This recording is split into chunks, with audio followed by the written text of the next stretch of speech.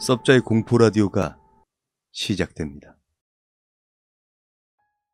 당신은 보라색 거울이라는 말을 알고 계시나요? 이 말을 알고 있는 사람은 20살이 되는 생일이 되기 전까지 이 말을 잊어버리지 않으면 거울 속 세계로 끌려 들어가 죽어버리고 만다는 이야기가 있다고 합니다.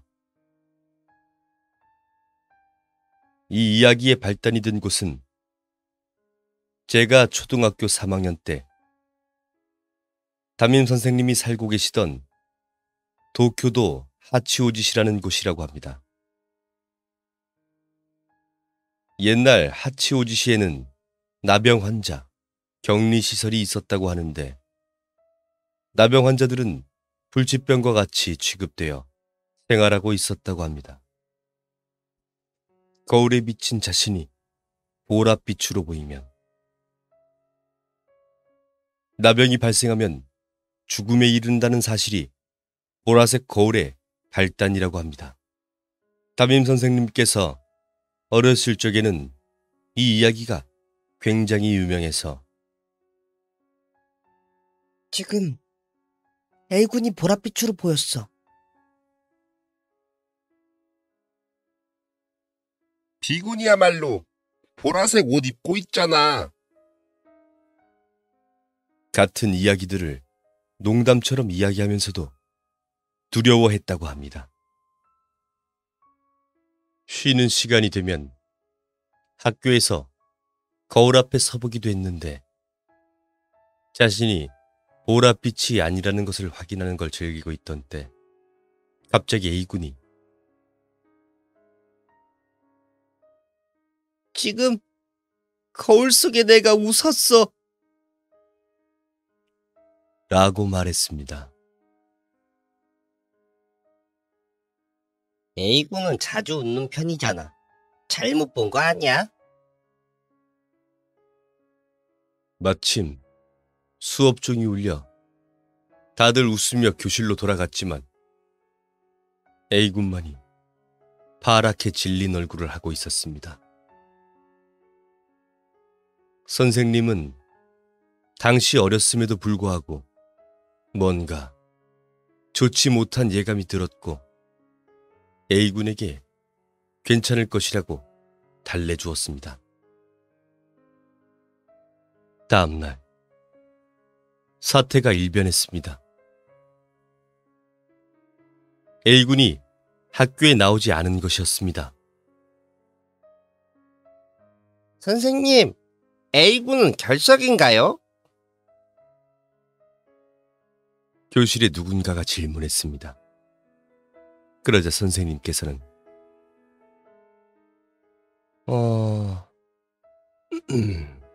슬픈 소식을 전하게 되어 매우 안타깝지만 A군은 어제 심장 발작으로 죽고 말았어요.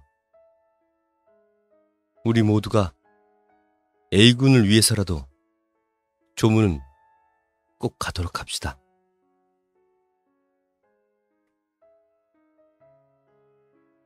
반 아이들이 동요하던 중에도 선생님은 감이 왔습니다. 그날 점심시간, 평소와 같이 친구들과 모여 있을 때 이야기했습니다. 어제 A군 말이야. 거울 속에 자신이 웃었다고 말했잖아. 무슨 관계가 있는 거 아닐까? 주변의 친구들은 그럴 리 없다며 두려움에 떨면서도 강한 어조로 부정했습니다. 선생님 자신이야말로 믿고 싶지 않았습니다. 하지만 혹시 조문 때 가족들과 함께 A군의 집에 갔는데 모두 까만 옷을 입고 있어서 까마귀 무리를 본 것 같았습니다. 꽃을 올리고 향을 피운 선생님이 말했습니다. A군이 보고 싶어요. 아주머니, 마지막으로 헤어짐의 인사라도 주고받고 싶어요. 「 주고받고 싶어요. A군을 보게 해주세요. 하지만 아주머니께서는 어린 아들을 잃은 충격 때문인지 우울한 표정만 하고 있었습니다. 당시 어렸던 선생님도 그것을 눈치채고 무리하게 요구는 하지 않았다고 합니다.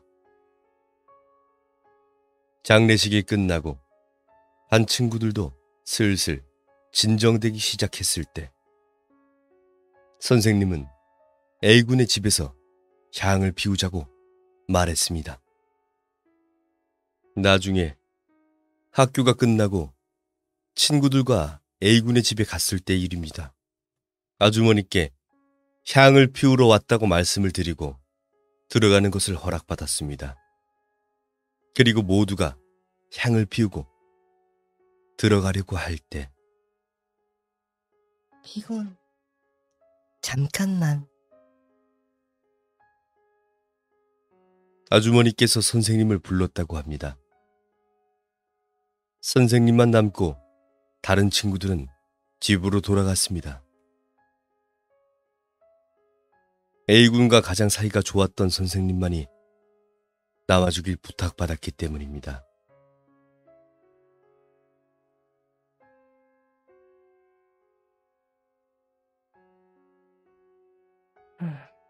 사실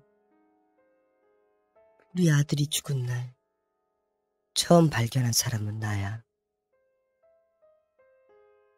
아주머니는 계속 말씀하셨습니다.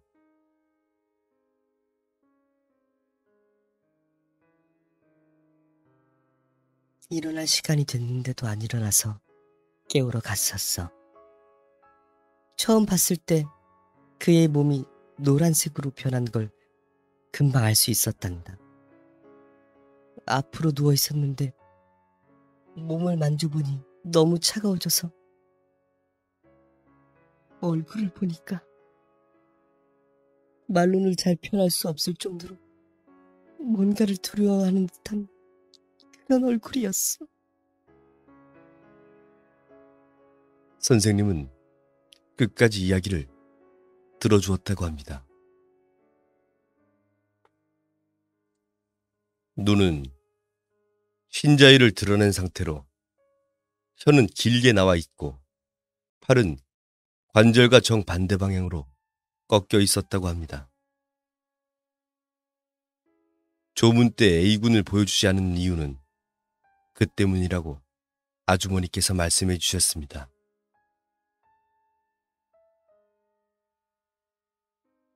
선생님은 대학생이 되어서도 향을 피우러 가긴 했지만 A군의 죽음이 점점 잊혀져 가게 되었는데 당시 소속되어 있던 동아리에서 꽤 인기가 있어 가장 귀여운 여자아이와 사귀고 있었다고 합니다. 선생님의 가족들이 여행 때문에 집을 비운 틈을 타 여자친구를 집에 불렀고 둘이서 TV를 보며 좋은 시간을 보내고 있었다고 합니다. 선생님이 욕조에 들어가고 다음으로 여자친구가 들어왔는데 세면대에서 머리를 말리고 있던 여자친구가 갑자기 이런 말을 했다고 합니다. 있지, 삐군. 방금 거울에 비친 내가 웃었어. 너무 행복해서 그런 걸까? 그 말을 듣는 순간 등에 소름이 쫙 돋아 모든 것이 주마등처럼 스치듯 떠오르기 시작했는데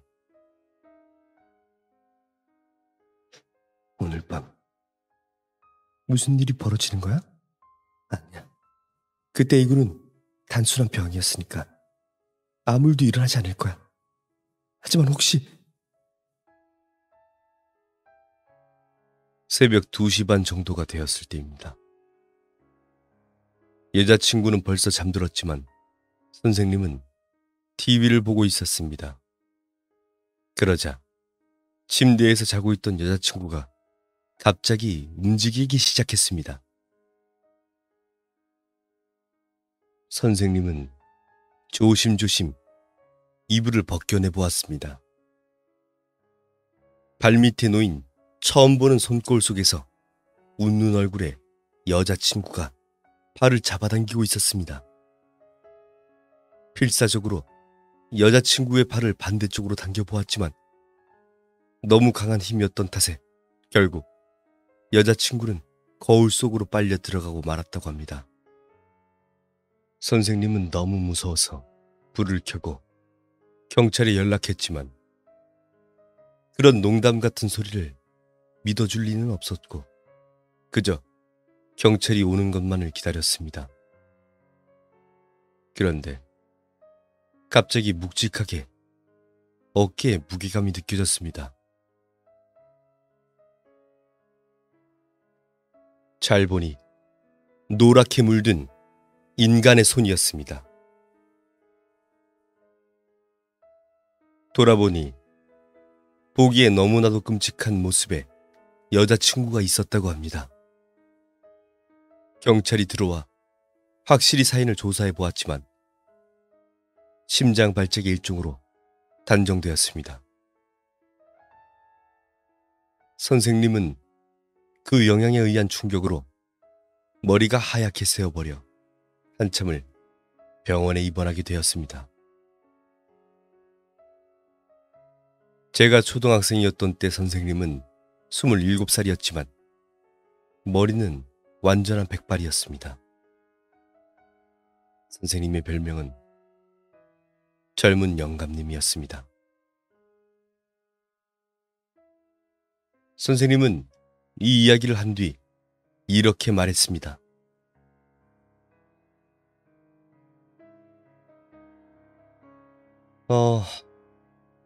누구든 평생 한 번은 겪을 상황입니다.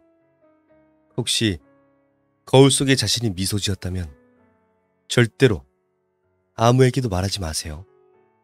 그리고 두려워하지 말고 상냥하게 미소를 지어주세요. 라고 눈물을 흘리며 말하는 모습에 초등학생인 반 친구들 모두가 진짜라고 생각하게 되었습니다. 이 이야기를 모르는 친구가 친구들 사이에서 거울 속에 내가 웃었다 라고 말한 뒤 심장 발작으로 사망했다는 이야기가 주변에서도 한 번 있었습니다.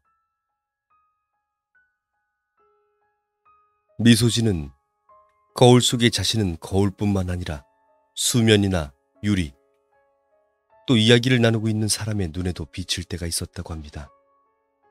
혹시 내가 모르는 사이에 미소 짓고 있는지도 모릅니다. 미련하게 거울 속의 자신에 대한 이야기를 남에게 이야기하지 않는 편이 현명할 것이라고 생각합니다.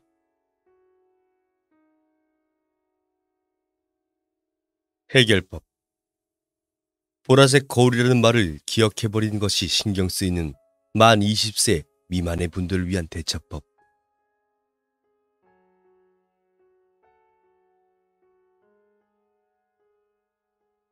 하나. 하얀 거울을 소리내어 읽는다. 둘. 수정이라는 말을 기억한다. 이 말을 기억하는 것만으로도 아무 일도 일어나지 않는다고 한다. 3. 보라색 거울은 홍콩할매급으로 유명한 미신 괴담임을 기억한다. 4. 그래도 무서우면 엄마 손을 꼭 잡고 잔다.